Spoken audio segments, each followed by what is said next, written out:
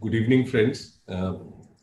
Welcome to another edition of our knowledge web series uh, on topics that we curate based on the challenges being faced by the legal ecosystem, our clients, and of course, a multitude of stakeholders.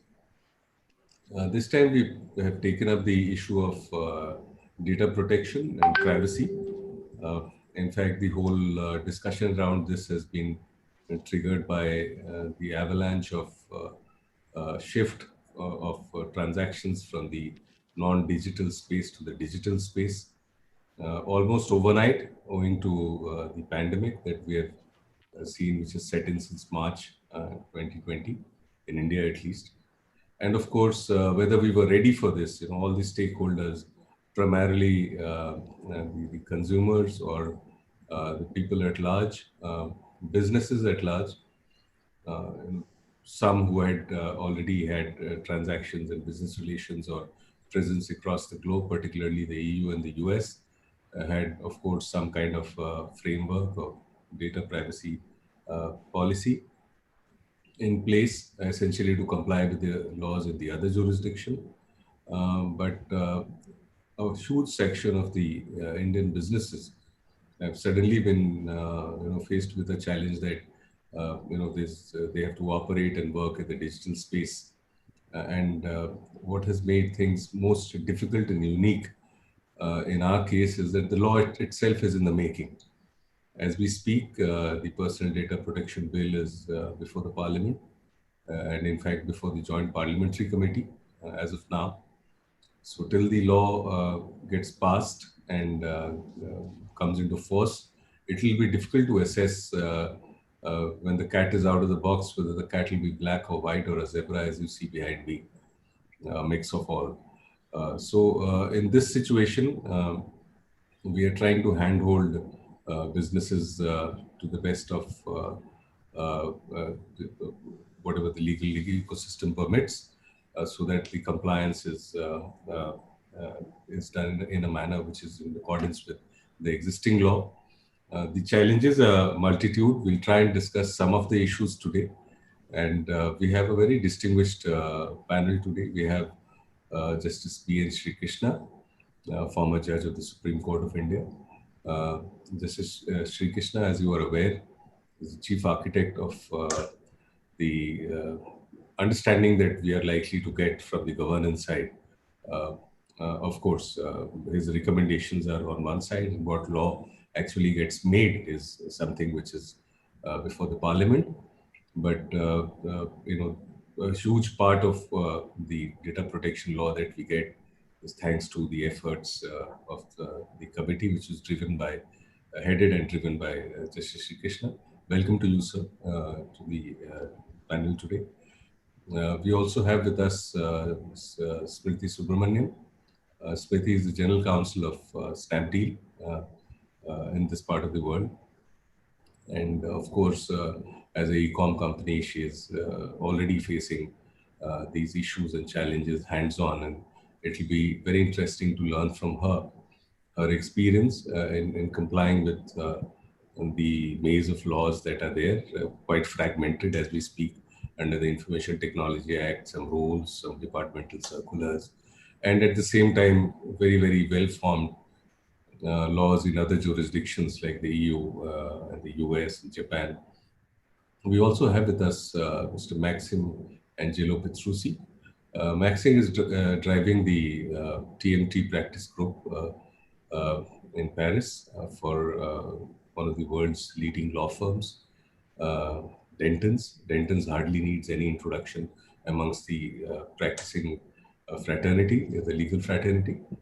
And they are, in fact, front runners in advising some of the top and key clients on the data protection side in the EU. And of course, we get a chance to collaborate a lot when it comes to India. We also have with us Mr. Kumar Ankit. Ankit is heading the legal side for iron ore and ports for Vedanta. And of course, he's a expert in his own right on data protection issues and has worked very extensively on this side, even in his past avatars at various companies, leading top-of-the-line companies in India. We also have with us Mr. Arjun Jayakumar, my colleague from the Observer Research Foundation. Arjun has done some extensive groundbreaking work on the cyber technology and data protection side working group at ORF, and has been leading discussion points on very key issues on the data protection side for ORF, and it will be very interesting to hear from him the experience and the journey from a non-legal mind, if I can say so, from the policy and think tank side of things, where the vision and the board is slightly wider than the way we are normally used to seeing issues as lawyers. Welcome everybody to the panel discussion today. Just one or two housekeeping issues I would like to share before we commence this session. As you are aware, this entire session is being broadcast on YouTube live, and of course, possibly on Facebook. So on YouTube particularly, there is a active chat box by which you can share your comments and questions as we have done in the past. As we go along in the discussion, our events admin will be sharing those questions with the panel here. And of course, we'll try and take up the your comments and issues and responses through the session or towards the end, depending on the flow of the discussion. And with this, may I now request Justice B.N. Srikrishna to kindly share your thoughts for a keynote discussion. This will be followed by a Q&A for an hour or so, and then, of course, any questions and responses to the participants. So, welcome, and looking forward to hearing from you. Thank you, ma'am. Thank you. This whole debate about data and its protection not only got pitched into the center stage as a result of the central government coming out with this Aadhaar card, which was supposed to identify all citizens. Now, nobody really had bothered about data, and although there was some amount of thinking in the IT Act, and another committee headed by Justice Shah had made some recommendations, they were just kept aside. Now, the reason why this became a burning issue is that the question that was raised before the Supreme Court was, what was the nature of the right to privacy of personal data? Now, there was some debate earlier as to whether it would be a fundamental right or it would not be a fundamental right. If it were a fundamental right, then greater protection would have to be afforded to it than mere legislation by the parliament. That is the reason why the Supreme Court had to constitute a large which debated this issue extensively. And while debating this issue, the Supreme Court said, but what is the law in the country today? Nobody was able to give any answer. There was no law on the subject. So post-haste, a committee was assembled, a committee of so-called experts, of which I happen to be the chairperson. And I got an SOS from the law minister saying that we want to do it urgently, will you agree? And then a committee went into the whole thing. And the next day they announced to the Supreme Court and said, committee has been formed, the law is being formulated, it is on the anvil. So the Supreme Court then went on merrily with the hearing, and finally the Puttaswamy judgment was delivered, holding that the right to privacy is a fundamental right which is founded on Article 21, namely the guarantee to life and liberty under the Constitution. After that, there was a extensive debate within the committee, and then we produced about what we call a white paper for public comments. We held various sittings in different urban centers in this country. We took a lot of inputs from stakeholders in this country, abroad, academicians, lawyers, professors of law, all kinds of people who were interested in the subject gave their inputs. After churning over all that, finally a report and a bill was submitted. That report and bill underwent a whole lot of modification at the hand of the bureaucrats of the central government. And in 2019, a slightly modified version of the bill was formulated and placed in Parliament. And on the day the bill was placed before the House, the law minister had made a report, made a submission that the matter needed to be carefully construed, carefully considered by a joint parliamentary committee, and the whole thing has been referred to the JPC, and it is still pending before the JPC. Now, what shape ultimately the law will take is difficult to tell, because there are various kinds of pressures, pulls and pushes with each sector, each stakeholder wanting to pull it itself. Now, any law basically must be what I call as citizen-centric. It must be interested in protecting the citizens or the consumers' right. Now, everybody else, in fact, I give a classic example usually, saying that it is like a triangle of forces. At the apex is the citizen, one side is the government, the other side is the trade and industry. So this tension of the three different forces will ultimately produce the resultant, and hopefully that resultant will be something that will take the country forward and not backward.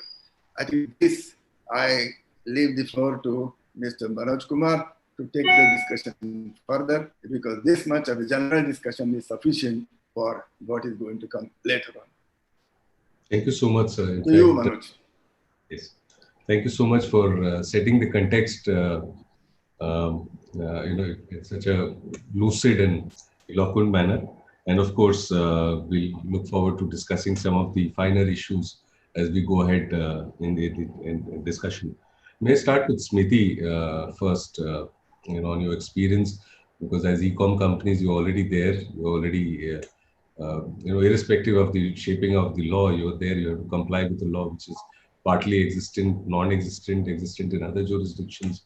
So what is some of the key challenges on the data protection compliance side for e-com companies? If you can share some thoughts there, we'll take it further from, the issues that you take up. Over to you, Smriti. Thanks, Manoj. Firstly, as when we talk about e-commerce, I'm probably going to talk first more broadly about every digital business. So let's talk about that. Includes your digital payments, e-commerce, social media, and there are various other types of digital businesses. Today, as we look at the IT Act, one of the major challenges is that it perhaps doesn't recognize the technological advancements and the variety of different kinds of technological changes that have happened, that have introduced new businesses over the last 7 to 8 years. And I think the government acknowledges and is cognizant of it. And we know that there are some revisions still now coming up in the IT Act as well.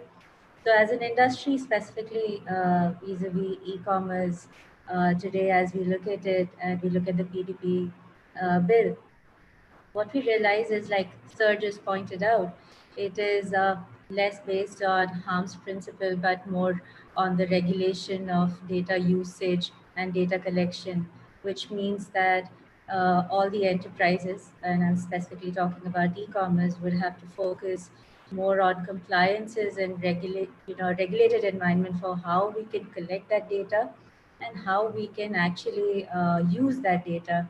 And there are huge challenges when you're looking at the kind of scale that an e-commerce actually handles. You're talking about millions of users, millions of transactions per day, and having a vast consent management. While technically seems very possible, it's extremely hard to execute, which means additional investment, not just in how you collect data, but also keep the consents, record consents, ensure those, when people talk about right to forget, to actually execute that right to forget, you need to have compliance systems to ensure that data is deleted out of every system within the company. Now, when people talk about it, it might seem simple, because it might seem like you just have to switch on and switch off one particular switch when you have to, forget a person's personal data. But again, this is based on a very old principle of 1970s, perhaps, when you had very few enterprises which were having data on limited mainframe servers, and it was easy to identify where the information was on which server. But now we are looking at global servers on the cloud.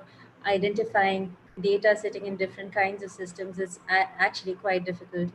You're also looking at maybe principles like data anonymization, where there is actually very less or rudimentary technology today to have anonymization, and there is no 100% guarantee on anonymization today.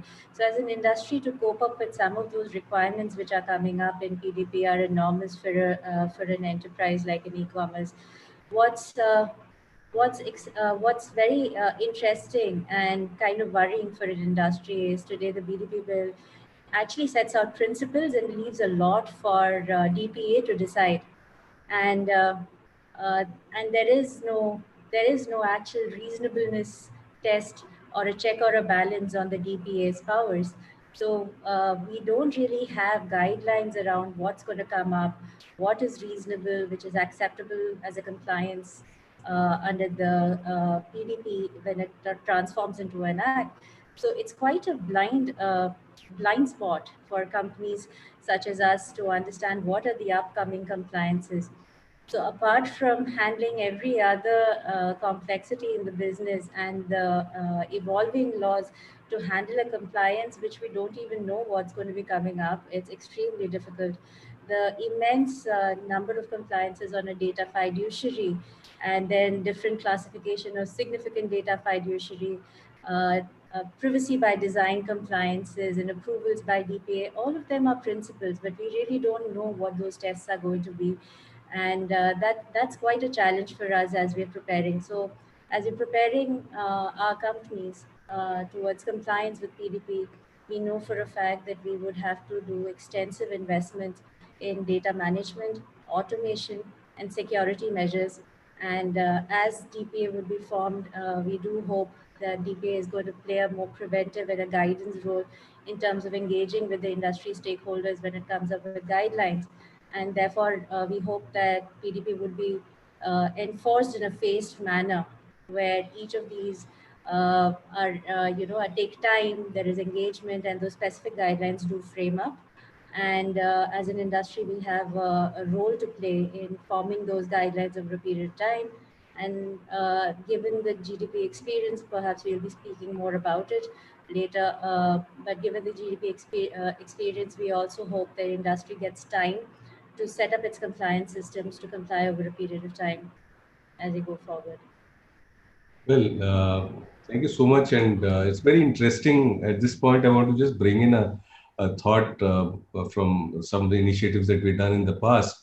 Right to speech again, for example, in the media side, it's almost completely left on self-regulation.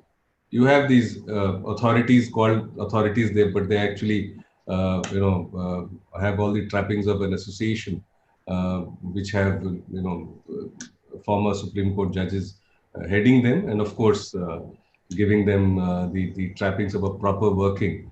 But nevertheless, it's not something which is under governmental control or is subject to writ jurisdiction in terms of its performance, or is answerable to a citizen whether the dispensation of justice against a violation of a right by a media company. So it has entire trappings of a self-regulation, and actually that touches every single soul in the country because of the way information and news and non-news media is dispensed through television channels and newspapers. Of course, we have the proper law and this thing authority, but for the technology media. So why then, when it comes to data protection, do we need a data protection authority with a whole lot of powers given to it to keep on improvising and defining and setting standards of compliance and doing things as we go along? I think, is it over-regulating a sector, or is it even trying to achieve somewhat of a balance on each to do business? Is something which is very, very it's far from clear as I see it, and you rightly echoed it, Smriti, that DPA has probably been, at least in the bill that is there, DPA seems to be acquiring a far deeper role than what space is actually due to be given to businesses to work as per their own business requirements, of course, meeting some set standards of manner of handling of data. Having said that, mentioned about the GDP experience. Let me turn to Maxime for a moment and ask him what has the last 2 years of GDPR, the experience been, particularly from the courts or European Unions or Court of Justice, from their viewpoint, and of course from the perspective of businesses that you represent in Europe. What's your takeaway? I mean, what should be our learnings from the way GDPR has been implemented in the last 2 years? What should we be careful about when we're making the law? Over to you, Maxime. Thank you very much. Well, I mean, most agree that the GDPR has been the biggest overhaul of data protection in the past 20 years. And so actually, I would say the first effect of the GDPR has been really to shed a light on data protection. Before the GDPR, there was already a European legislation on data protection. There was the directive 1995-46 EC, but it was not well known as today. And I think that many practitioners actually remember before the GDPR, it was to advise companies, and often on deals, companies did not take the subject seriously at all. Now the subject is taken extremely seriously, notably because of the very high sanctions of the GDPR. So one of the primary effects has been to really put data protection on the political agenda, to shed a light on data protection. And now it's something that is well known and taken seriously. That's the first effect. I would say that in terms of how the GDPR affected companies, well, I mean, the GDPR is not really a revolution. It's more an evolution of the past directive that existed in Europe. So companies that were compliant before the GDPR should not have had so many difficulties in complying with the GDPR. However, all the other companies that discovered data protection with the GDPR faced an enormous amount of work to bring their practices into compliance with the GDPR. So I think that there's been a lot of work being done by European companies and companies outside Europe in the past 2 years to comply. And I think that authorities tend to consider that the GDPR has been a success. It has inspired other countries, so it is one of the success of the European Union.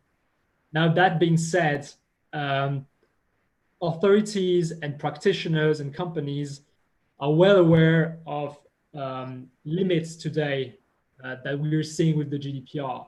And I'm just going to mention one limit that I think is companies really felt during the last 2 years, is the bureaucratic aspect of the GDPR. Often when I advise companies, what I witnessed is that the GDPR requires a lot of paperwork, requires a lot of red tape, and often it is not really, I would say, it does not mean that people are more protected because there are more justification with the company, but why we do some things the way we do them.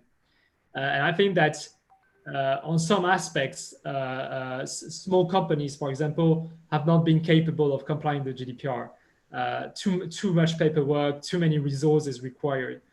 And the effect is that some companies simply abandon the topic, and people are not more protected by the situation. So I think that in the next years, one of the challenges will be to find a balance between actually protecting people, giving them information, and enforcing their rights.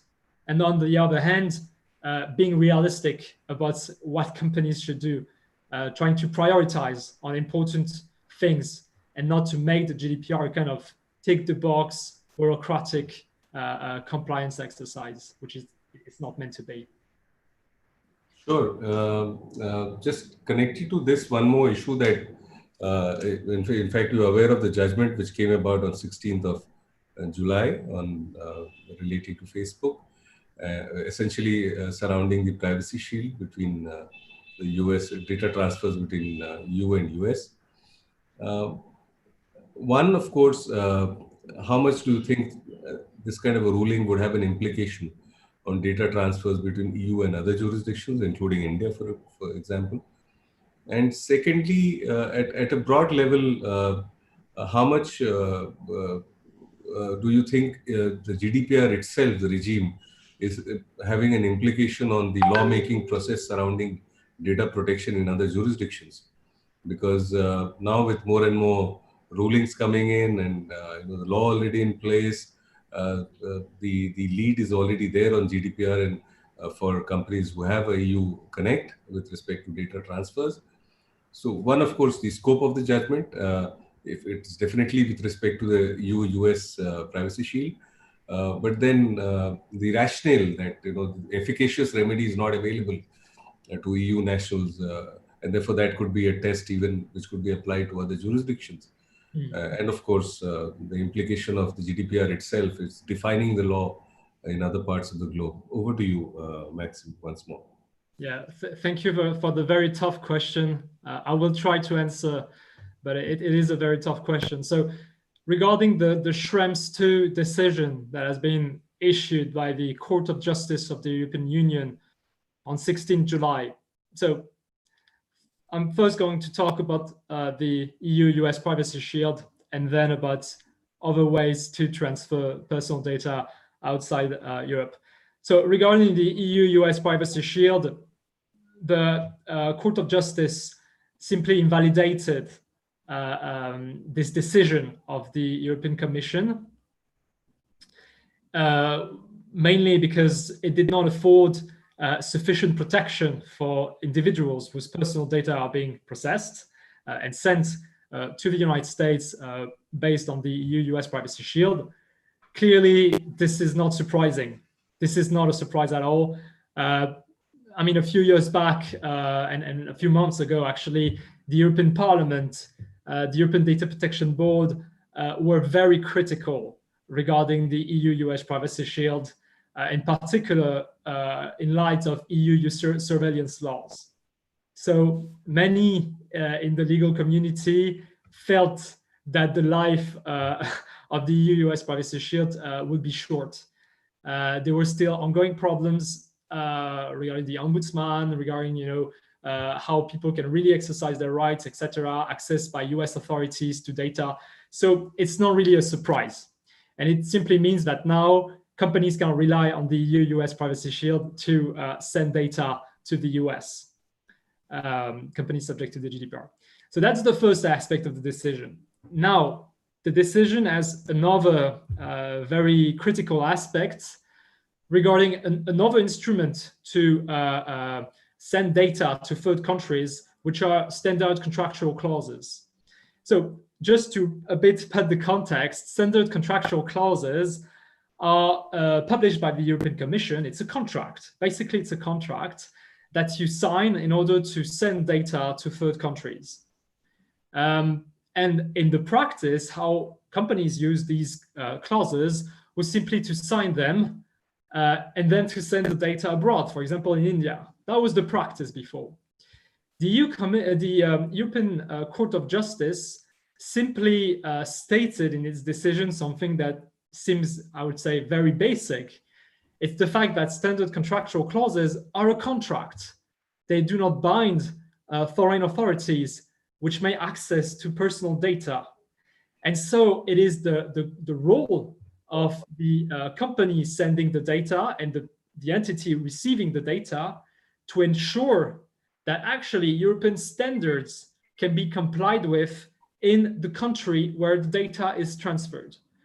So it seems very, I would say, obvious, right? You have a contract, it does not bind foreign entities which are not party to the contract, so you have to ensure that you can still protect persons' private lives, persons' personal data when they are sent to countries where authorities can access that data, basically.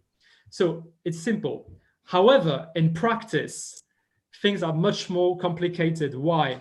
I'm going to take the example of India. If a company in Europe wants to send personal data to India, it will have to check if Indian law that can apply to the data recipient in India complies with EU standards. which means that Indian laws which have not been crafted with European standards in mind will have to be checked against European standards. For example, to check if people are adequately protected, that authorities can access personal data only when it is necessary and legitimate, and that there is a judicial remedy possible for individuals whose personal data are being accessed by authorities, Indian authorities. And so in practice, it becomes extremely difficult for companies to justify that all Indian laws applicable to the data recipient comply with EU standards. And so I would, my understanding of the decision is that it is very obvious in principle. It makes absolute sense. Data must be protected wherever it goes in the world when it is subject to the GDPR, very basic. But in practice, it really puts a burden on companies that is extremely high. Actually, it's the work that the European Commission used to carry out, to check if a country offers an adequate level of protection. So I think that there's going to be a lot of work for companies wanting to transfer data in the future outside Europe to justify legally these transfers. Well, thank you so much, Maxime. Before I turn to Ankit and Arjun on some of these key issues, may I come back to Justice Srikrishna to have your thoughts on, of course, on some of the challenges we heard about the way GDPR has come across in implementation in EU, and how it has changed the entire culture and approach towards data protection as a very key element of focus on compliance in transactions as well as on the operational side by companies. Back in India, of course, we are still, we have a couple of buckets. One bucket, of course, of companies who are already present elsewhere, and therefore they have some kind of a shaped up privacy policy or practice, or data protection practice. The other bucket who is waiting to, as and when it becomes requirement to comply, they would do something. And the third bucket possibly, which is completely unaware, possibly of not even knowing what is going to be the shade of the animal which will come out and what they're supposed to do. In this whole mix, we have I work a lot on governance, for example. So this question more from that side. We have the boards across the country, and of course we have the same SEBI regulations applicable to companies of all owners and independent directors regime and everything in place. But the fact of the matter is that the board also comprises of promoters who are primarily liable. And the entire shift from the officer in default regime to a liability to the board on compliance, and the board has to sign off now, and the board therefore is responsible for compliance, and violation also lands up at the doorstep of the board. So at a broad level, so what is your prescription on what the board should? That is why these are not questions that we did not anticipate. Let me tell you honestly, these are all broad questions which were working within the minds of the committee. And look at that is why the report had a very clear-cut approach to the issue. What is the clear-cut approach? Now this question, first of all, I must congratulate, because I participated in a seminar 2 weeks or 3 weeks ago, where the theme of the seminar was, is GDPR the gold standard in data protection? That was a very interesting debate. And I said, yes, it is. Now, not only that, I'm telling you something more.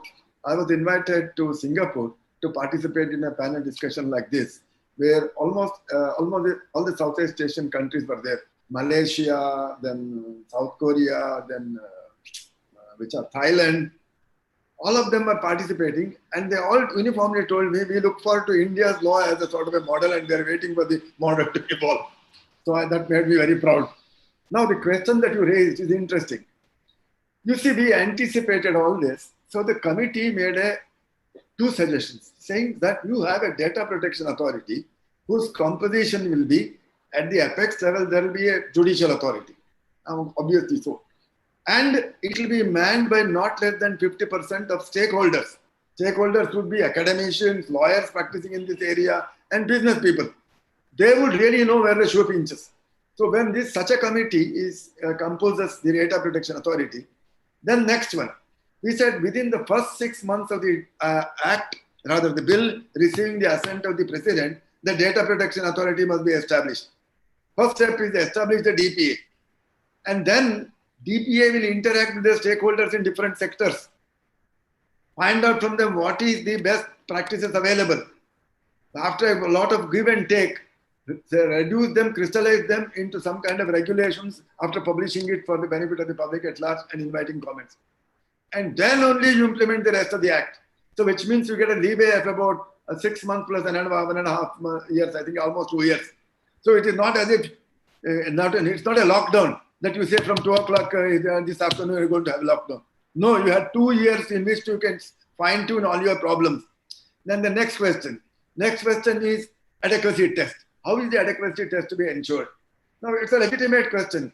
If I am exporting data to a country like US, how do I know that it is not being snooped into by the American authorities at their will and pleasure?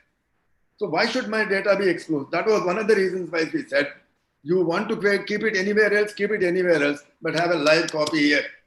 So because once you have a live copy here in an operation, then you are subject to my jurisdiction.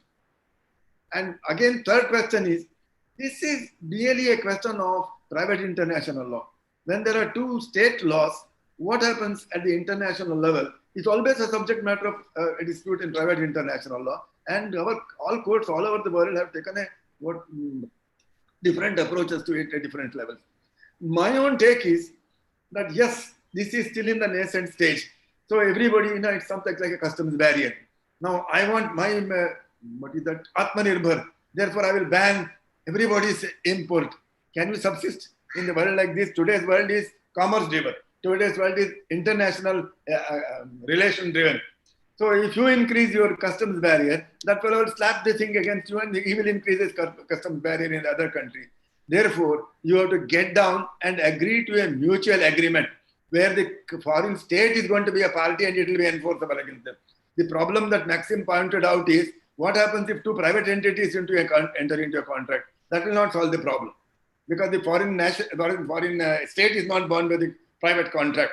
But if the foreign country is a party to the contract, then that is binding on them. Then they have to ensure that the protection law is adequate to the place of export from where the data is being taken. And ultimately, my own feeling is everything will settle down to an international thing. For example, take your Basel. Basel standards are accepted all over the world. In fact, I want to come back to your original statement that you made, that why can't this be voluntary? I agree, it can be voluntary, it ought to be voluntary. But the difficulty is, see what is happening why is lockdown necessary? If everybody realizes that he has to wear a mask and not to go around and crowd at a place, voluntary compliance will be sufficient. But people are not used to discipline, so you have to have some kind of a law forcing them to do it. Why? Because it is on their own interest. It is not in the interest of the law, it is in the interest of the citizen. That is why this kind of thing is necessary. Now take for example, there is what is, I was talking of the Basel group of bankers. They evolve certain standards. Those standards are accepted across the world.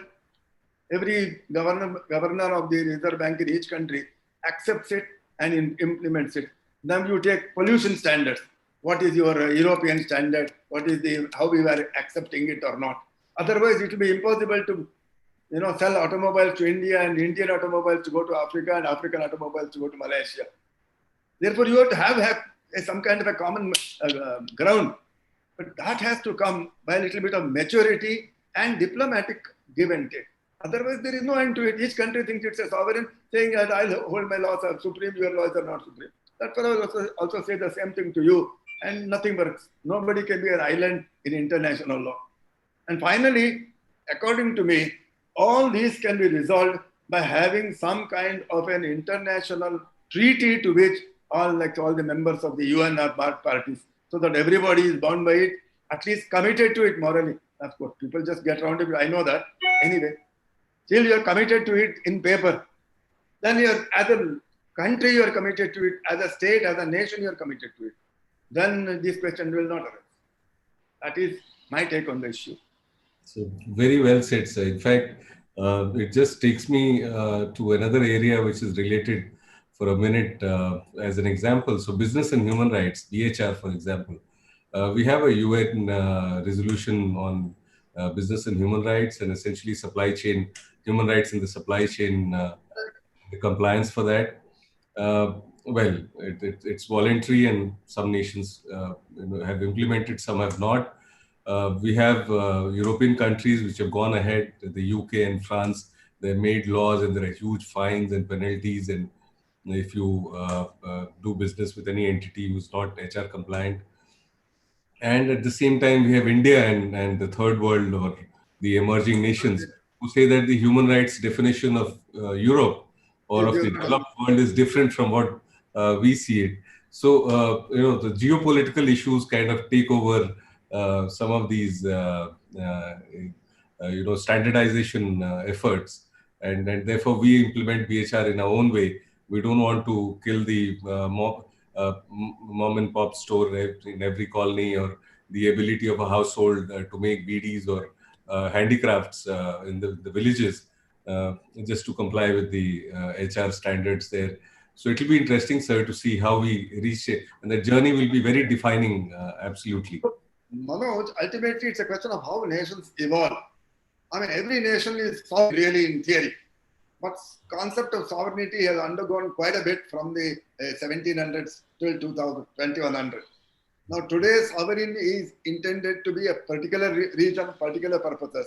Beyond that, simple thing, no Indian can say, I'm a sovereign once he crosses the border into some other country.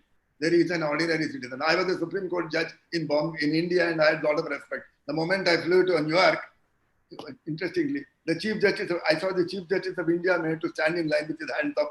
And the man was, he says, I don't care a damn, you're an ordinary citizen here. Therefore, you have to, this could be solved if you had a protocol saying that when my Chief Justice comes to you, please treat him like respect. I'll treat your Chief Justice with respect. This is what I said by a maturity. Absolutely, sir. In fact, we started from a point when our dispensation of the day is, crying really loud for data sovereignty, if that is the term that is being used.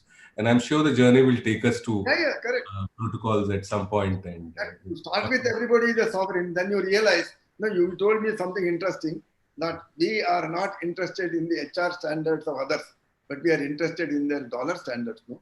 As long as you want their dollars and euros, you've got to jolly well comply with it. Otherwise, your Shivakasi, what is that, firework, will not sell in Europe because it is manufactured by adolescents and children. Correct. Absolutely. That is the whole problem. Correct. Ankit, let me reach out to you now on of course, if you have any additional views on, because we're discussing issues at a fairly fast pace, so feel free to just pick up any issues that you want to respond to. And in particular, I want to flag the issues surrounding the Consumer Protection Act. It is a new law. We have this law which has come into force. And interestingly, it also deals with data protection aspects. Where do we stand? I mean, do we need two laws to handle a CPA and a PDP both parallelly? Is that required? In fact, Sir was very interestingly mentioning about the capabilities of consumer protection, courts and officials. Can you share some thoughts on these? Sure. Thank you, Dr. Manoj, for this wonderful opportunity. I have a few points to add to this panelist. Now, in my opinion, the PDPA bill is only addressing things what are in electronic format. Now, India has a population of 1.3 billion. We are currently at a 30% penetration from a mobile and an internet accessibility thing. At the same time, the rural population also is having an increasing stake in terms of internet penetration. The number of people who are joining it forms a big bandwagon, perhaps quite remaining ignorant of the way the laws are getting shaped up. Having said that, sir, when we come down from a privacy education, I have a firm belief that this education should begin at school level, at a very junior most level. And that is how it transforms to a generation. from the where we are in 85 to where we are in 2020, where we will be in 2050. That's how a generation transforms itself. So that step is somewhere we need to start building up on a platform basis. Yes, that is one of the fundamental obligations of the DPA. Yes, sir. DPA is required to do handholding on this, educate Agreed. people on that, extensively talk to them. Exactly, sir. So the idea was also from a perspective that so far only electronic documents or electronic inputs or electronic characters are forming part and parcel of the personal data protection in the form of a bill or whatever laws are governing it in terms of IT laws. No, that's not correct. That's not correct. If you have carefully read the report that was submitted by the committee and the PDP bill that we originally Right, sir. it was applicable across the board to government entities and all the private entities, and also whether the data was kept electronically or manually. But except that the manual level, if the volume of was below a particular threshold, we didn't want the corner shop who keeps his Pan BD account to be involved in this. He said, all right, below this you alone. But if he has a lakh of turnover, 20 lakhs of turnover, sitting at the corner will not exempt him. Agreed, sir. That was the proposal what came into the PDP bill. While I'm also referring to the existing set of Information Technology Act or laws which govern the existing structure of the thing, which is kind of silent on how the hard copy or the physical forms or records are maintained and recorded and protected, because personal data is in both the phases. So that was my intention of referring it to in terms of short-lived from where we want to go in next 5 years time. One important point where I see a lot of relationship between a natural resource and a data. So what happens normally in such cases is when the data is anonymized, it technically becomes part of a community. Just for a reference sake, it becomes part of a community because there is no particular individual which can be identified on this, but it becomes part of a natural of like say, it is a common natural resource where ownership is difficult to identify. So there is some owner of it which is most likely to be a state. At the same time, due to certain process advancement, there are only very few companies who have a monopolistic nature of usurping that data because they're first mover advantage. Of course, we can all identify them. The Indian startup system, the Indian business environment is not designed in such a way that since we do not have a common platform, a common architecture so far available, that they can all adhere to the similar amount of privacy regulation, data privacy, or in terms of architecture stand. Those things are also which are kind of which we can address in the upcoming act, and which we may want to, because right now that is a huge difference in what the global MNCs are doing and what the Indian MNCs are doing. Very rightly pointed out, sir, that the economic dimension of this data and the suitable taxonomy, what we call it, these are pretty much prominent in these in this big data metamorphosis which is happening in the country right now, and we wait to see how things proceed on that thing, sir.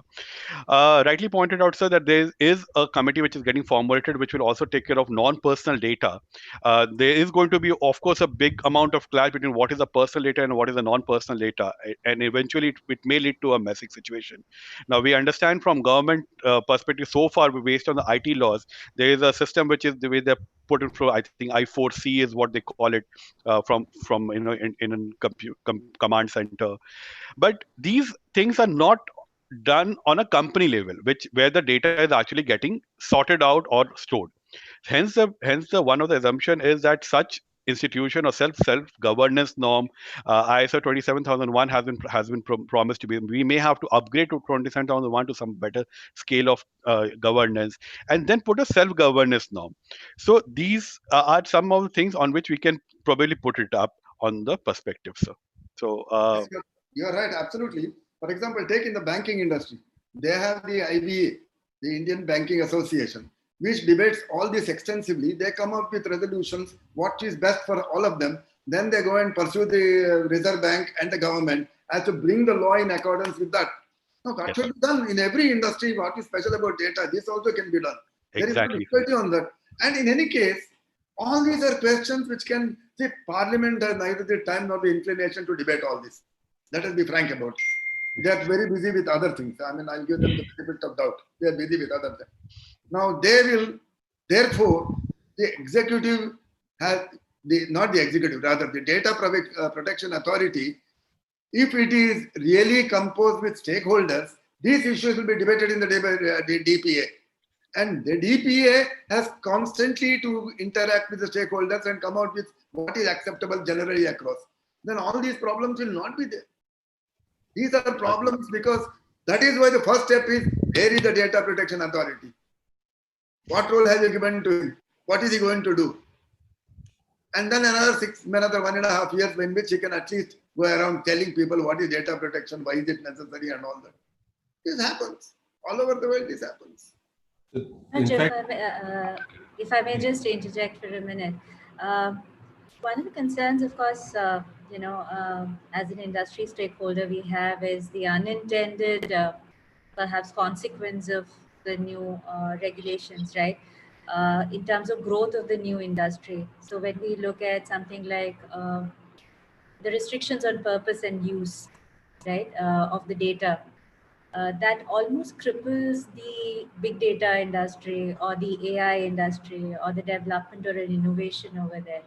Or when we're talking about sharing of NPD or sharing of data with the government, a lot of constructs that are coming up. There is a huge amount, there needs to be a lot of thought around a balance between incentivizing innovation and entrepreneurship and privacy of individuals. I think that balance is absolutely necessary. In the absence of that, a lot of growing industry, which is technologically or digitally moving forward, may actually get crippled. While data localization is a very polarizing discussion, it also has an implication on smaller businesses today, say, which use AWS servers, for example. And when you talk about mirroring of data in India, you're essentially looking at a lot of restriction and perhaps making it very difficult for small and medium enterprises, which today have access to servers at much cheaper cost because you have an AWS kind of a service. But going forward, maybe that's not possible.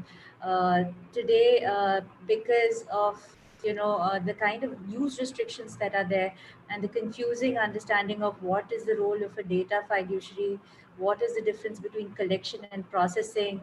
There are huge challenges for companies which offer SaaS services, for example. When we as professionals work on advocacy and try and help government with coming up with guidelines, we have to understand the technology and its the implication on law on this technological development and innovation in the industry as it goes forward.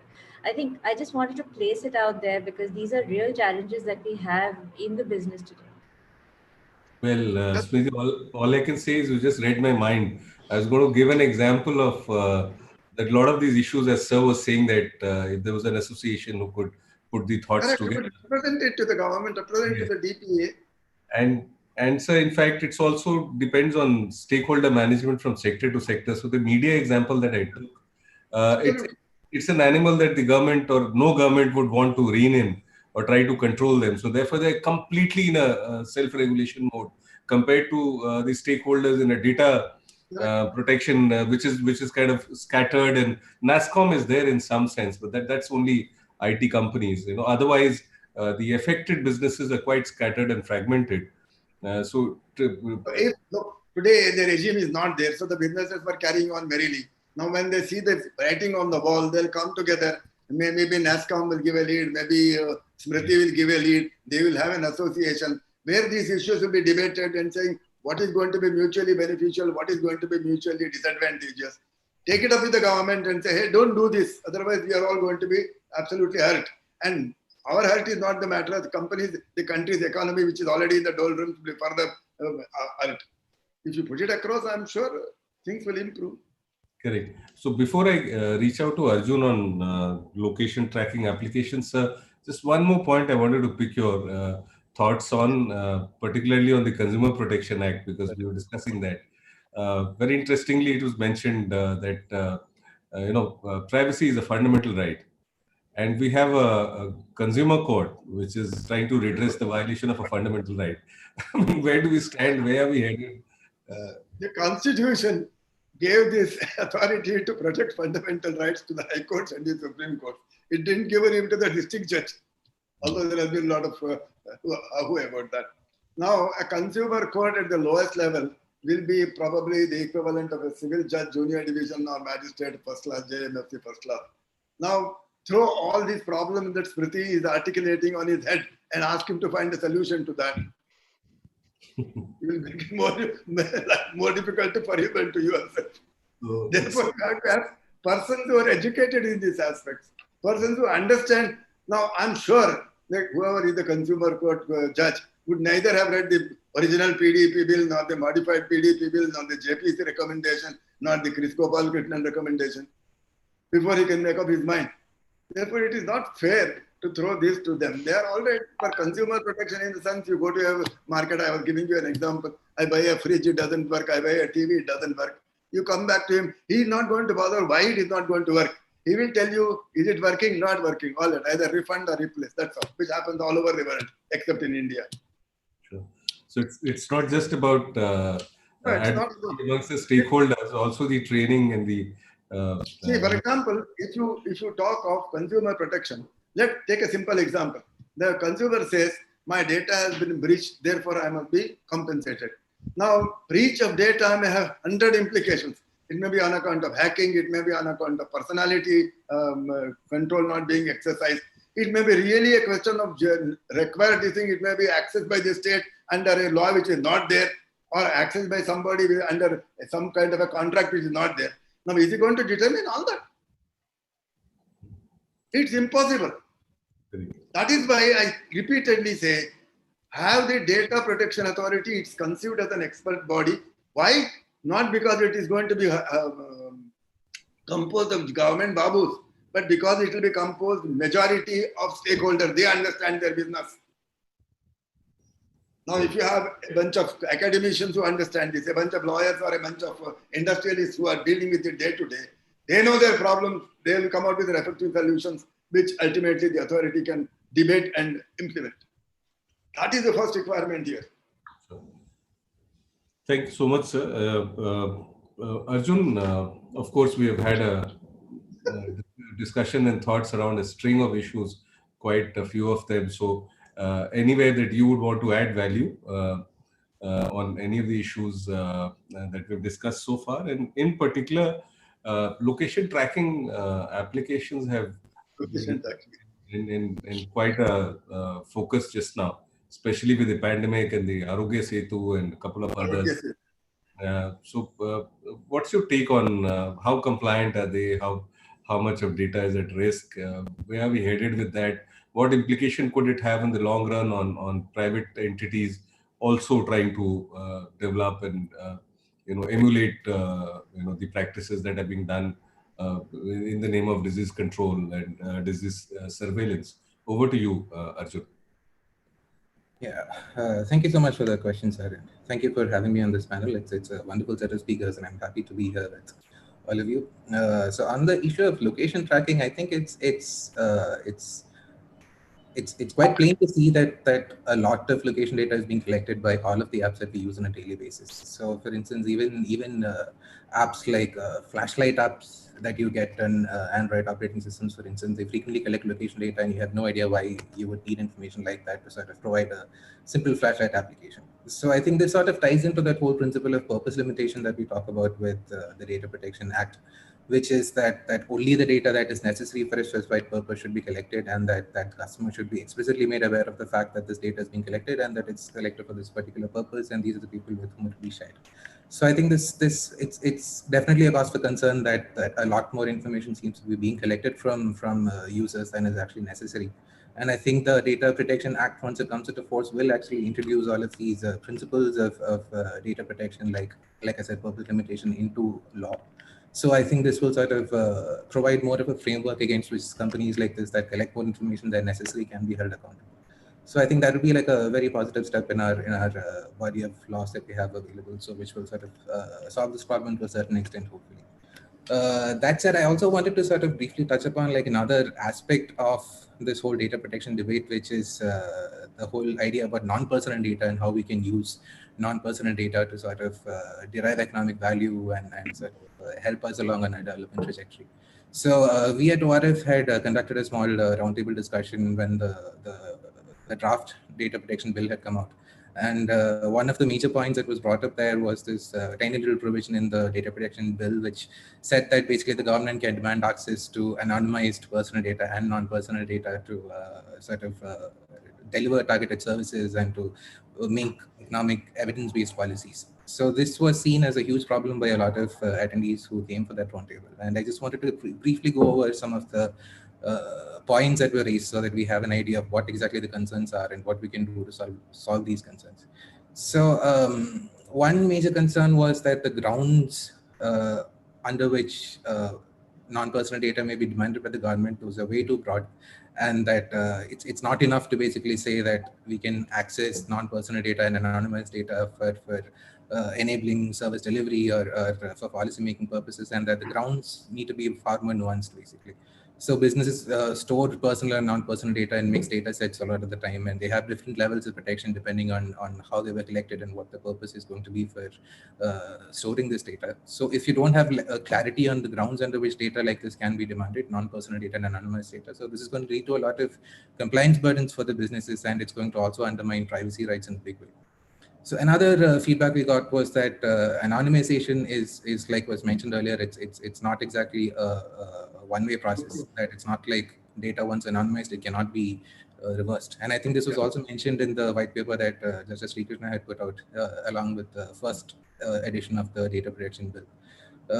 So the fact that the current version of the bill does not recognize the fact that anonymization of data is not a reversible process. The fact that it doesn't account for the fact that anonymized data can also be like re-identified. So this is a major problem area. And if you're going to say that we can access anonymized data, then we should also prescribe standards for anonymization, at least, which sort of sets sort of baseline norms to help these companies sort of ensure that data is protected as much as possible. And another feedback we heard was that Section 91 is the provision in the current bill that talks about accessing data, non-personal data, I mean. So it defines non-personal data as basically any data that is not personal data. And this, I think, is a very, very broad definition for non-personal data and is nowhere near nuanced enough. So we need to be, and this could even capture instances of proprietary knowledge that things like trade secrets and intellectual property rights that businesses have poured like a lot of resources into generating over years. So a provision like this could sort of encroach on all of these rights and capture all of this within the ambit of non-personal data, and business would have no option but to give up this data to the government on request. And this, I think, is a huge bottleneck in the current framework as well. And one more sort of a feedback we got in this whole non-personal data aspect was that we need additional safeguards for secondary uses of non-personal data. So for when you're collecting non-personal data for purposes other than that was originally intended, we need like a certain set of checks and balances to make sure that these don't encroach on additional privacy standards or constitutional or economic rights. And this sort of a system of checks and balances was absent from the Data Protection Bill of 2019. So I think those were broadly the set of concerns we received from the participants in the roundtable. But I think at this point, it's also important to note that just last week we have seen like another report come out from the MeitY committee of experts on this very issue, and that is how to monetize non-personal data and how can we generate economic value from it. And I think it addresses a lot of the concerns that were raised at the roundtable. For instance, I mean, it does define the grounds for access like a little better than was done in the data protection bill. And it also says that we should set anonymization standards and that we should prescribe exactly how anonymization should be done so that it's not easily reversible and re-identifiable. And it also says that trade secrets and proprietary knowledge does not need to be brought into the ambit of personal data that needs to be mandatorily shared. So it takes care of some of these concerns, but we should also remain aware that this is just a set of recommendations at this point, and that when the final legislation on how non-personal data can actually be used comes out, we just hope that the government does in fact take account of the recommendations of the committee as well as broader feedback from the stakeholder community and sort of tailor the provisions so that it handles all the concerns and takes like a balanced approach on this whole issue. So that's briefly what I had to say. Well, thank you so much, Arjun. And in fact, as you rightly said, recommendations are on one side, and by the time they get translated into laws, at times the whole look and feel of the recommendation seems to be seem to change.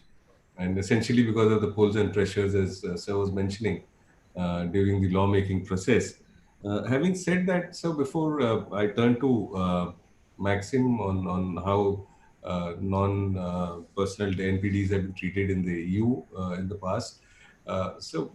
This whole thing of definition of NPDs, the way Arjun was explaining, of course, that data is either personal or non-personal. So how do we ring fence?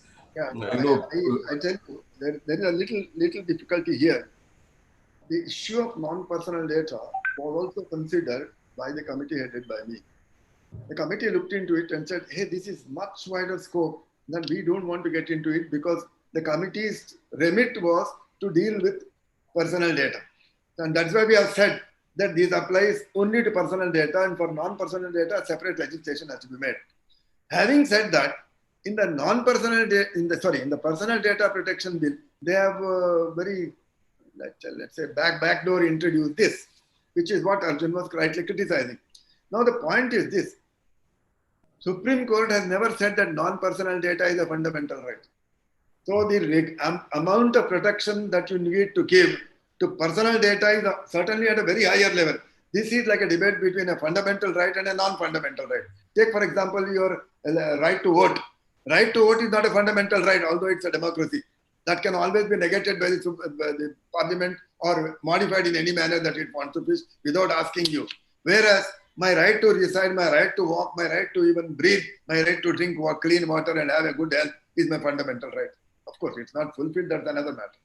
This is my fundamental right. Similarly, the protection of personal privacy of personal data is a fundamental right coming out from Article 21 fundamental right. Therefore, there could be a different standard applied. Now, Arjun was right in pointing out, we should define something as anything other than this mobile, would mean anything in the world. Similarly, if you say anything other than personal data, non-personal data, he did not mention it, I am mentioning it. Look, non-personal data will include, of course, IPR. IPR has a different protection, so we need not so much bother about IPR. IPRs have a different set of protection, whether it's under the Patents Act or the copyright, the trademarks. Now, let us say you are a company, a business entity, and you have business strategy. Over the next year, how am I going to conduct my business? How am I going to beat all my competitors? Right? Legitimate for a businessman to think. Now you put it in somewhere in your record. Is it accessible to the government in the ground? Oh, I want to do public good. What is that nonsensical mantra that I got? In the interest of sovereignty of the country, in the interest of public good or something like that. Can they just take it away like this? Your financial data itself is non-personal. I'm not talking about the managing director's salary. I'm talking about the company's budget. It's you have a budget estimate, actual amount of inventory that you have, actual amount of expenditure that you have. All this is unpublished financial data. Please remember, if somebody accesses it unauthorizedly, he will be charged by the SEBI for insider trading. Now, all this the government can access without asking you your consent, without anything saying on a mantra declaration, an open declaration that it is interested in the interest of the economy of the country. That is it. That is why I say, if you want to touch any of this, please have a law which will define it. Please have some kind of a law which will say, hey, you can take it thus far and no further. This is the point that I'm trying to make, and this is exactly why I kept on saying it. Even this Arogya Setu. Arogya Setu does what? Under what authority is Arogya Setu emanated?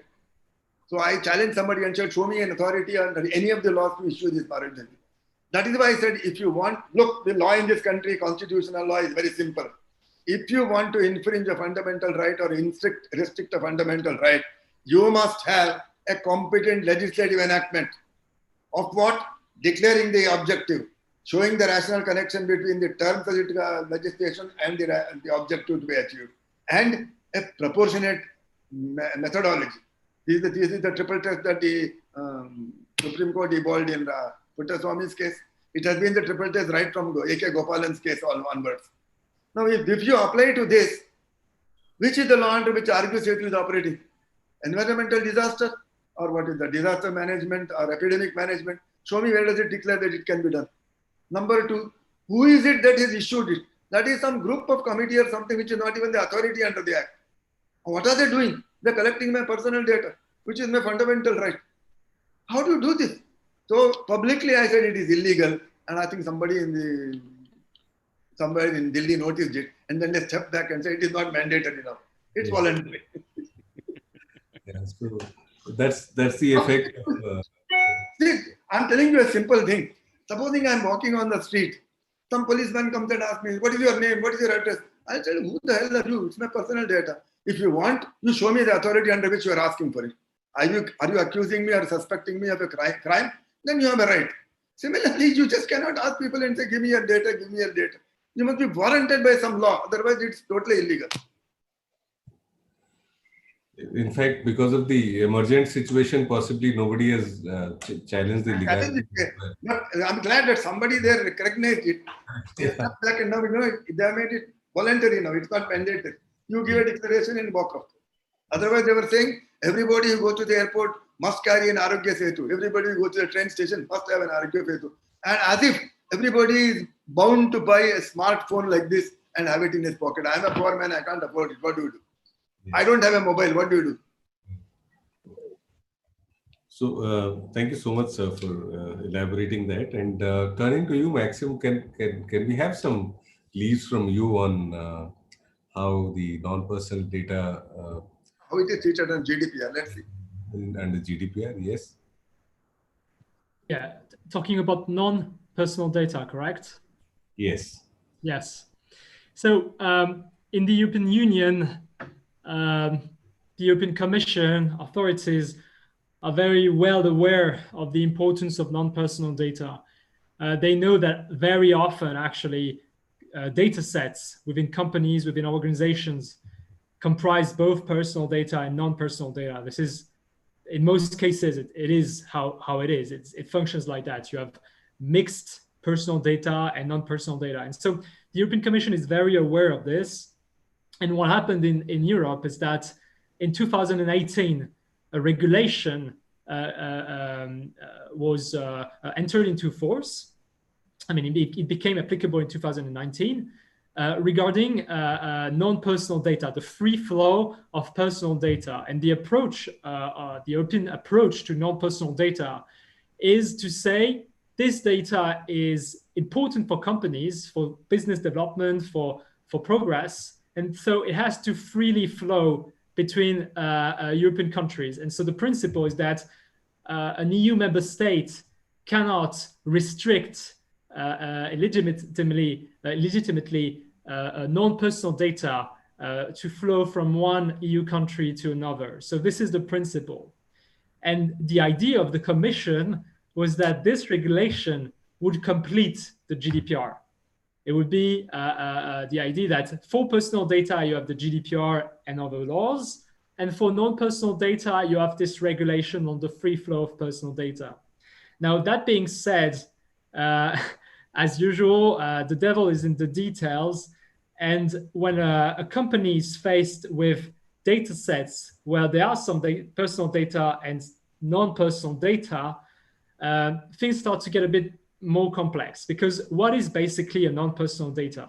It can be anything. It can be, for example, a data on a work of art. For example, you click on that data, you have a copyright picture, for example. It can be some commercial secrets. And so the problem with non-personal data is that companies also need to know what they're dealing with. The way you deal with copyrighted information, commercial secrecy, is not the same if it is only technical logins, for example, that do not reveal anything about anybody. And so the complexity is really that you have to put things in a box. You have this data set, everything is mixed, and then legally, you have to check what is subject to personal data protection, what would be subject to commercial secrecy, intellectual property, etc., etc. So the situation right now in Europe is, yes, there is a free flow of personal data, but then when you're handling this data at a local level, you have to ensure that you're actually doing it in compliance with local laws. That is the situation in Europe. And it is not necessarily easy for companies who want, for example, to carry out big data, artificial intelligence, to really do this simply. Oh, can I ask him a question? Mr. Maxime, Yeah. the problem that we are facing here, let me ask you in terms of GDPR. Now, supposing there is non-personal data collected by a company in France or Germany or Switzerland or wherever in Europe, can it be accessed by the state? My declaration that it is necessary for the state to do so. That is more important from my point of view. Public interest. You're talking the about government says that I want it, therefore give it to me. You're talking about non-personal data, right? Yeah, non-personal, yes. Well, as Can I the said, government have access to it in the interest of public? Yeah. It depends. Actually, it depends, because if your non-personal data is your intellectual property or is protected by commercial secrecy, then an authority could access it, but only legally. There is a property right. There can be a property right on non-personal data, and so of course the authority would have to check the conditions to access that data. It's not because it's not personal data that it is not protected.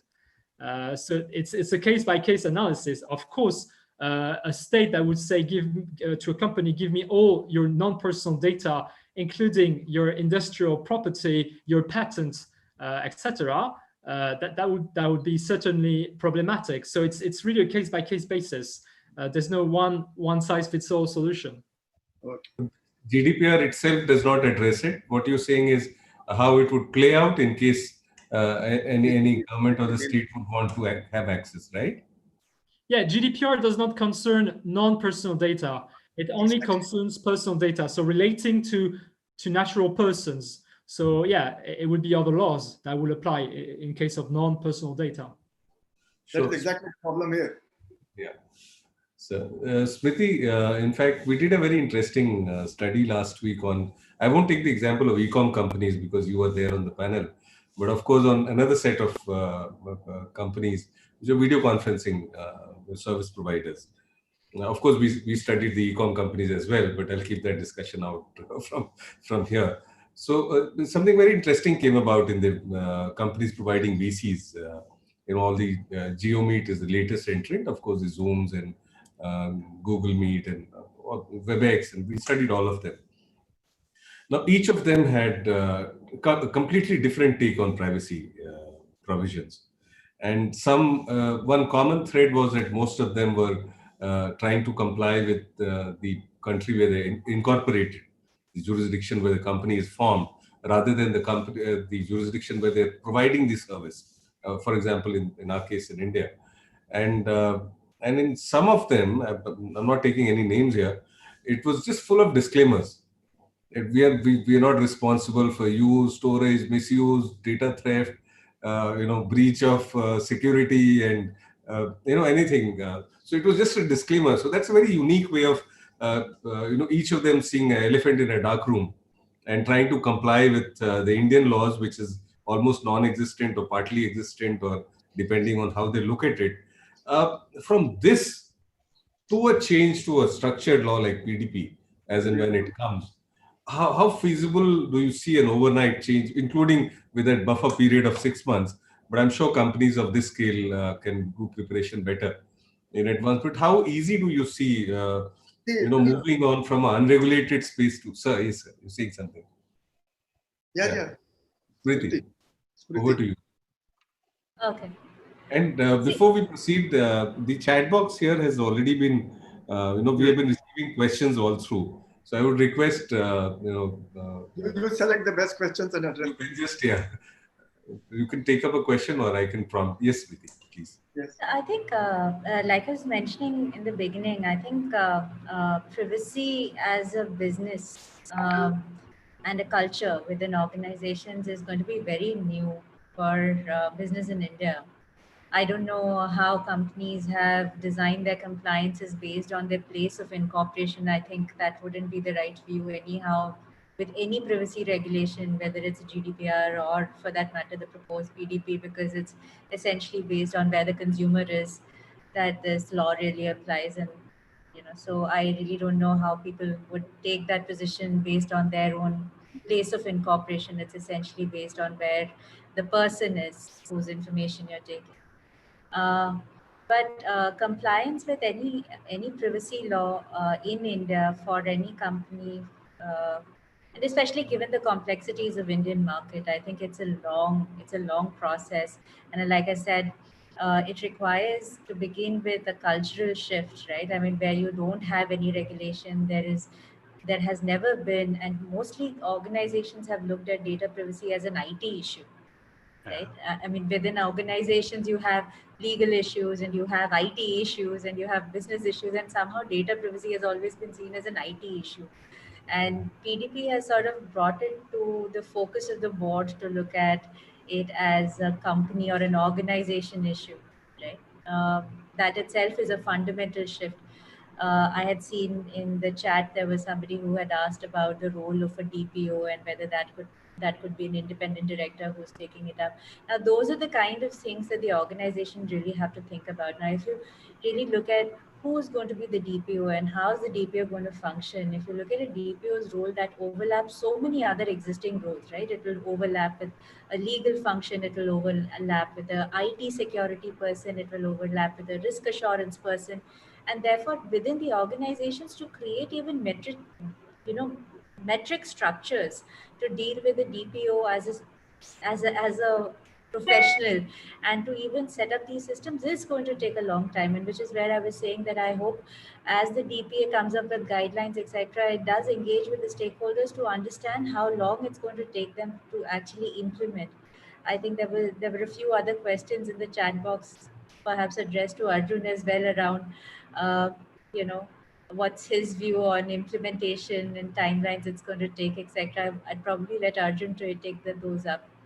Yes, please, Arjun, over to you. And also particularly a very interesting question about the deeper role use of blockchains and encrypted encryption technologies, which are considered to be tamper-proof. So, where do you see the data protection compliance and these kind of encryptions, converging? And of course, other questions that are flagged for you.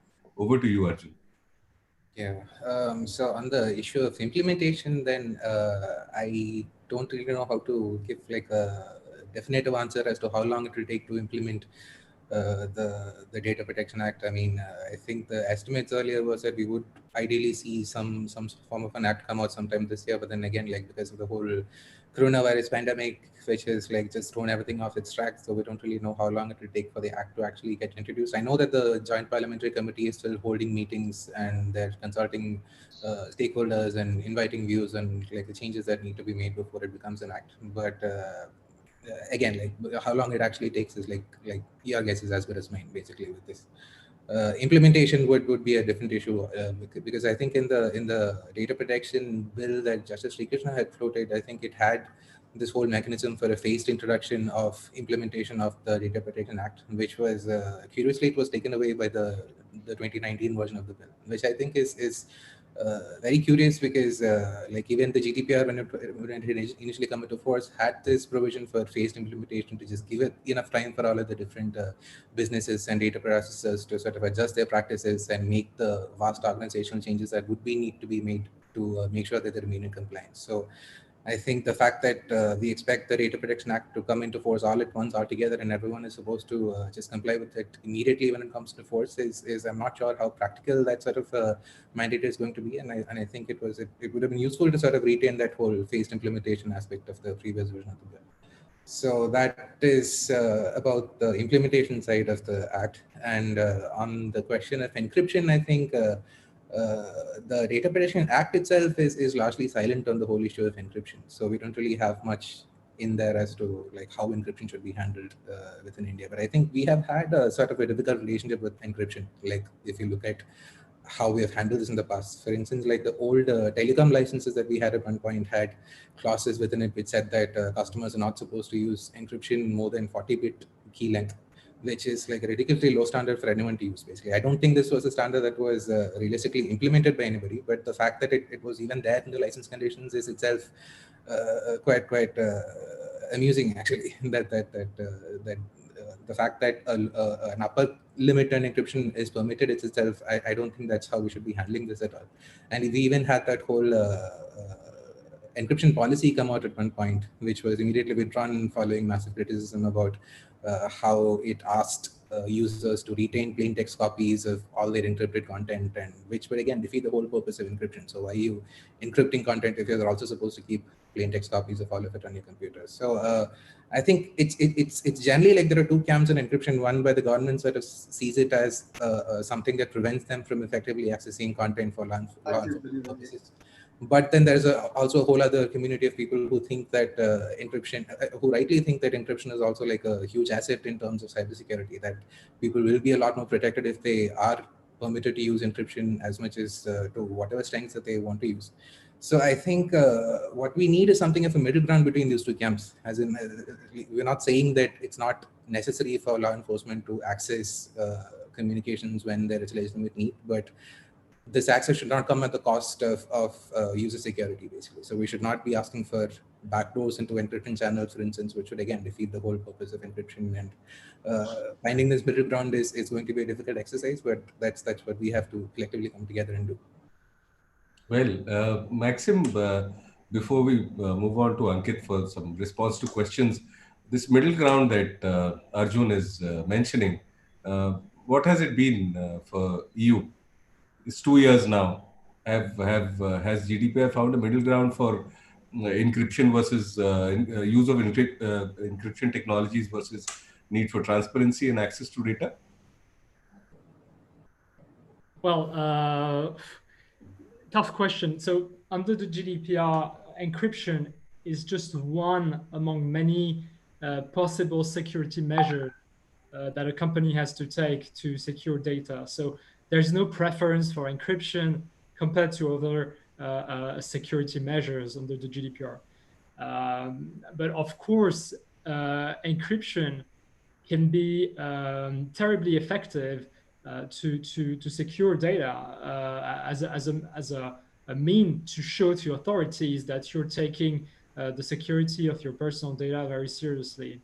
However, from what I've read and the positions taken by data protection authorities in Europe is that encryption does not necessarily mean that it is the golden standard for security.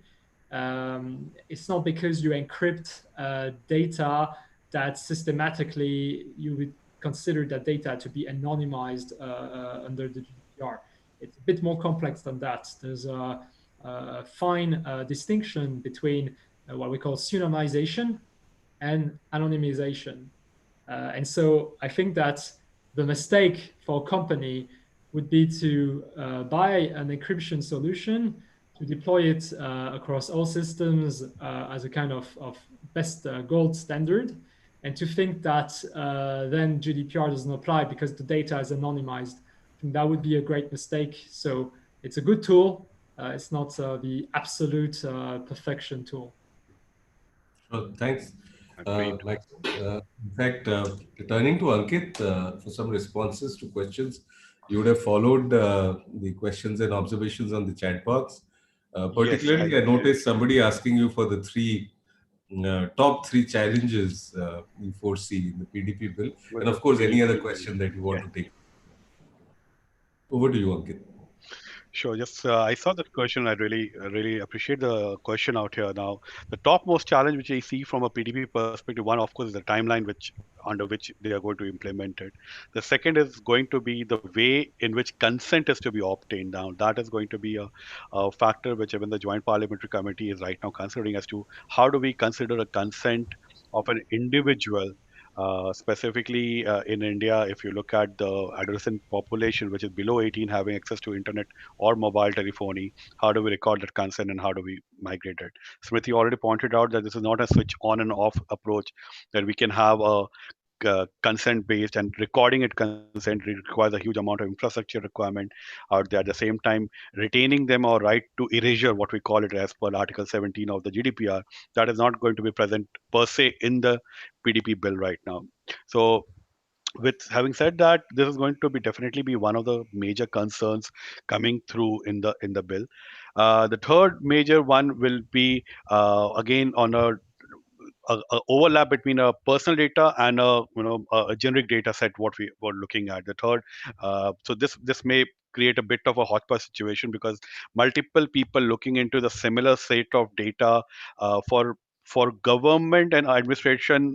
Data is just a data server bank. It's not collated across. Very few specific people only have an access to what exactly a system does and things. So education is definitely going to be very important in terms of implementation of PDP bill to across all cadres. So that is definitely going to be there. I also see a question stating that there is how does business get impact in terms of European Union and US company? I see a question that European Union companies have been suffering with bureaucratic law that have made them less competitive than to US. I just want to tell that it's very similar to what Sir told us, that like Basel norm, we need to have a benchmark approach. That benchmark, we can't go below that benchmark approach. So far as the benchmark approach is being followed, I guess we can all have a surviving instinct, and all companies will survive. But to achieve that benchmark, still India needs a lot of enactment. Right now, the last amendment which happened to the IT Act of 2008 was in 2011. After that, nothing major has come up so far in the last 9 years, where the technology from a 256 GB hard drive has gone to a TV's hard drive. So this kind of variation is happening on a day-in day-out basis. Our laws have to keep changing. Uh, on a very fast basis. Like, for example, we were discussing about blockchain. Those blockchain may be an example in which we can protect certain amount of personal data retaining on an Indian server, having access backdoor entry, or having an access to the Indian administration services in such an order. So these are things which are not technically incorporated, but the laws need to constantly evolve themselves at a rapid pace. We can't wait for 9 years, 8 years for laws to enact in ourselves. So that is one example which I wanted to put forward, sir. Well, thank you so much, Ankit. Before moving back to Justice Srikrishna for some responses, Arjun, I see some questions for you. Would you want to respond to any of them?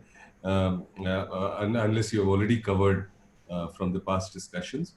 That there are some around principle-based regulatory approach on personal data, on non-personal data, etc., etc. Yeah, no, I mean, I just wanted to broadly say that, I mean, of course, like a principles-based approach to non-personal data would of course be good, because we already have a principles-based approach for personal data. So we have principles of data processing like lawfulness, necessity, proportionality, purpose limitation. All of those should apply to the processing of personal data. So something similar would be nice to see for non-personal data as well. And I think the latest report of the MeitY Committee of Experts kind of tries to implement some of these principles into the governance framework for non-personal data, but again, it remains to be seen how much of this will actually translate into the final legislation. So that we'll just have to wait and see. Thank you. Smriti, from your end, any further responses to the questions? I did. A lot of them directed to you as well. Yeah, no, I did answer some of them that I saw were directed to me, but if I've missed something, I'm really sorry. You can highlight Something them. about competition law. Would it apply to companies holding huge amounts of data, especially non-personal data? Would you want to take that? Yeah, no, I mean, it's a completely different conversation from the one that we're having. I think there are two parts of data discussion, right? One is around privacy of data for individuals as a right. And the privacy discussion is very different from the value of data and, the monetization of data. And I think those two discussions are different, but just because the question has been raised, I think I would just briefly want to say that we are very deeply engaged, with the government on discussions on proposed amendment to competition law, because obviously we realize that there is a value to the data, and the importance of data in creating monopolies is acknowledged and understood across jurisdictions, across industries in the current scheme of things. There has to be a great amount of maturity and understanding of data and its value. I am not, unfortunately, I'm not one of those who say data is the new oil, because I fundamentally see a difference between data and natural resources. But I think today, when we engage with regulators, we find it difficult to even help them understand that collection of data also requires investment and intellectual property. It is not just the processing. Even collection is a very specific knowledge, right? So the value of data and how it creates monopoly and therefore how it has to be assessed in the context of competition has to be a very different panel discussion. But yes, it's a very interesting topic by itself. So thanks for raising the question though. Yeah, I'm sorry to ambush you with that. I just No, saw no, this no. question. It was quite prompting to put that to you. No, not at all. So, and of course, Ankit would echo your thoughts on data not being the real oil. You know, natural resources has its own space. He'll say it's the real. He'll say it's the real iron ore. Yes. I remember some very interesting discussions around this, that the deeper you go below the soil is how much you grow as an economy. So you know, that's a very unique observation. So back to you for some concluding thoughts, especially after all the questions. Ultimately, my concluding thoughts is it requires a lot of education, because we are now from a 0 state, we are being asked to go to a state of 100. So we haven't even understood what is data. We did not know what is data and what is its value. Suddenly we are told that there is going to be a data protection law. And to gear your, first of all, you have to orient your thinking on that. Next is you have to orient all your software technology on that and your encryption technology on that. And also, you see, data leakage is not necessarily from technology point of view. Data leakage could be from personal human actions also. So the security has to be plugged at that end. Security has to be plugged at the end of the technology server that you are, the encryption technology that you use. And finally, there is going to be infinite confusion, I'm telling you. The law is not yet implemented in this country, but 2 regulators have already shot the gun. Reserve Bank says all financial data must be here in India. TRI says all mobile transaction data must be here. Now the difficulty arises here. Now Smriti will vouch for it. They have a lot of transactions going back and forth between another country and this country. Part of it is financial, part of it is not financial. Now, are you going to have a separate box for it? Is not some physical thing that I can sort it and put it in one box and say, A box is kali hai, A box is kali hai. So all this is bundled up into one bundle. So how on earth do you say that this is subject to the jurisdiction? It is not subject to the jurisdiction. That is going to be a big challenge that all of you will face ultimately. That is partly a technological challenge.